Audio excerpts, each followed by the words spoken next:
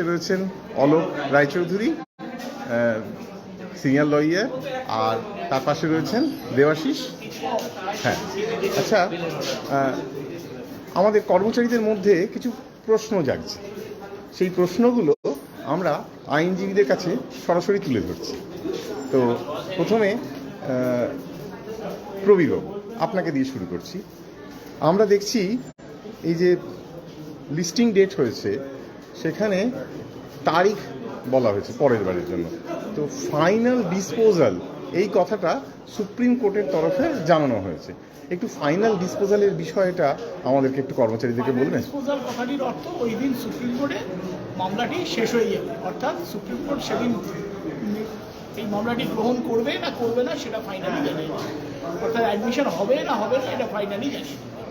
এর বাইরে আর কিছু নয়, কারণ ওই দিন সম্ভবত আমি আশা করবো যে ওই দিন সুপ্রিম কোর্ট কোনোভাবে এটাকে অ্যাডমিশন করবেন না এবং সেটাকে খামাখুলি খাইছে। মাঝখানে কিছু টেকনিক্যাল ফল্টসের জন্য দেরি হয়েছে, কিন্তু সেই সমস্ত ফল্টসগুলো ওভারকাম হয়ে গেছে। ওভারকাম হয়ে যাওয়ার পরে আশা করছি 15ই মার্চ যে মামলা হবে সেই মামলায় সুপ্রিম কোর্ট সেটাকে ডিসমিস করবে। আমি একটু আপনাকে ধরিয়ে দিই। আমরা গতকালকেও দেখলাম 16 এবং 17 জানুয়ারি সরকারের পক্ষে ত্রুটিগুলো সংশোধন করা হয়েছে, মোট 4টে। আর গতকালকে দেখলাম সুপ্রিম কোর্টে অ্যাডভোকেট অন রেকর্ড রউফ রহিম তিনি একটি ওকালতনামা এবং একই সঙ্গে একটি মেমোরান্ডাম অফ অ্যাপিয়ারেন্স দিয়েছে। তো সুপ্রিম কোর্টের শেষ আদেশটা ছিল যে যিনি মৃত মানুষ তার উত্তরাধিকারীকে তার সাবস্টিটিউট করা এবং একই সঙ্গে কজ টাইটেল অ্যামেন্ড করা। তো যেহেতু 15ই মার্চ এখন হাতের সময় আছে, আমরা কর্মচারীরা আশা করছি এর মধ্যে বিষয়টা মিটে যাবে। আশা করব মিটে যাবে। আমি নিশ্চিত যে হয়ে যাবে, কারণ যথেষ্ট দ্রুত বেরিয়ে কাজ হয়েছে এবং কাজ অনুযায়ী সেই অনুযায়ী। আচ্ছা, প্রবীণ আইনজীবীকে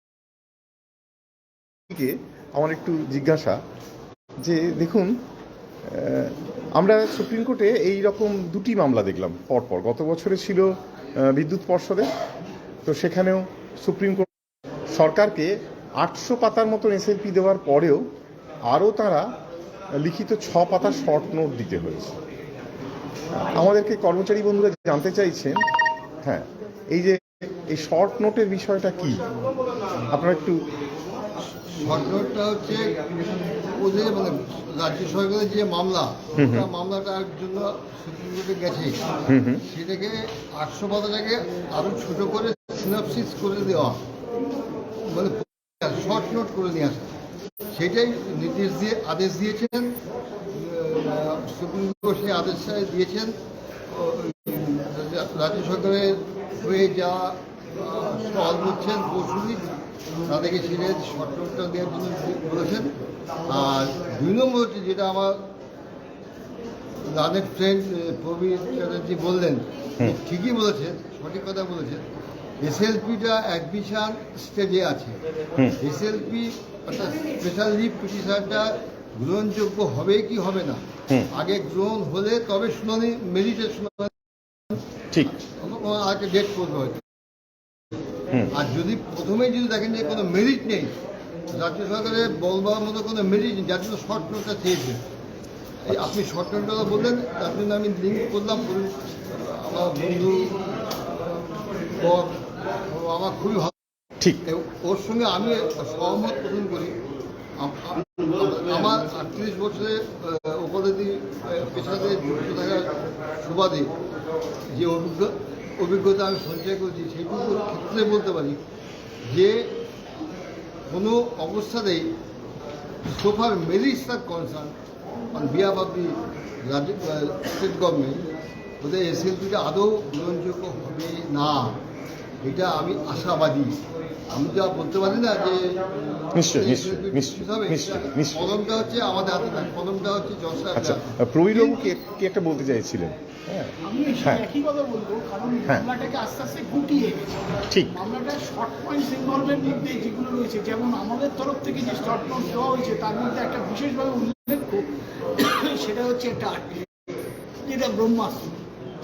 তাতে পরিষ্কার বলা আছে যে 138% ডিএ পায়, 164% ডিএ পাচ্ছে আপনার বঙ্গভবন এবং চেন্নাইয়ের ইউথোসিটি।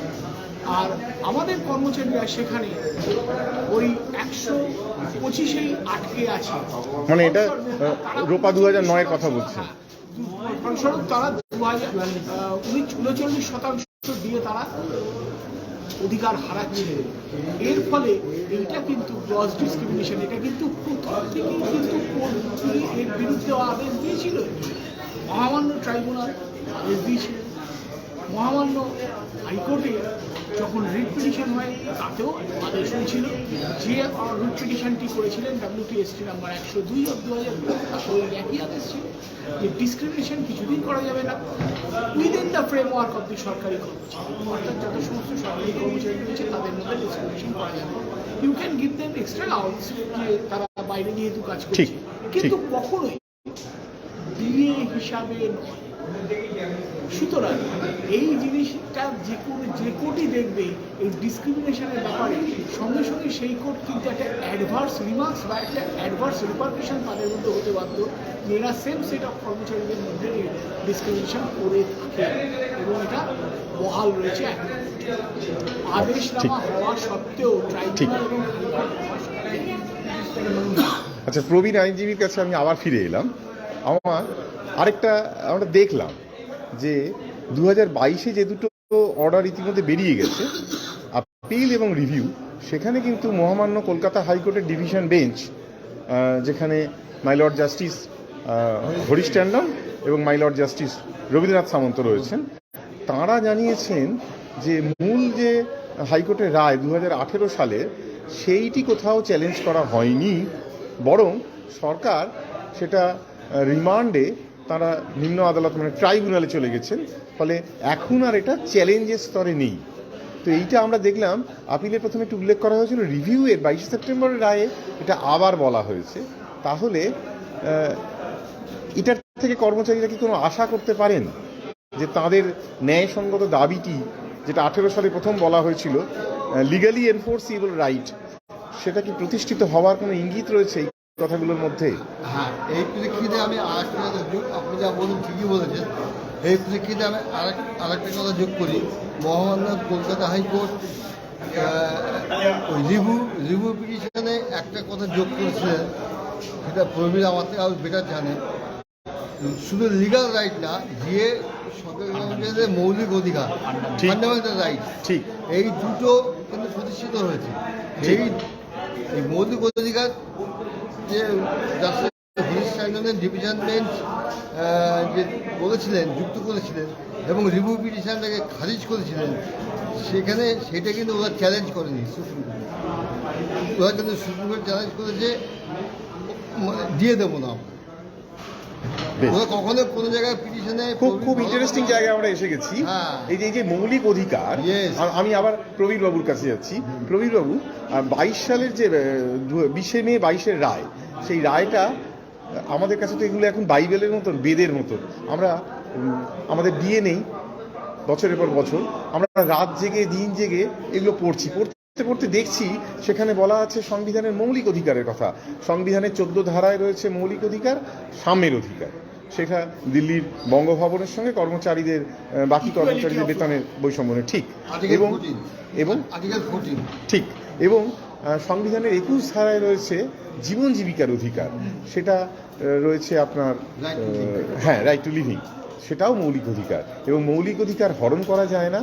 ওই জীবন জীবিকার অধিকার যদি আইনে প্রতিষ্ঠিত হয় তাহলে জরুরি অবস্থার সময় হরণ করা যায় না, এটা সংবিধানে রয়েছে।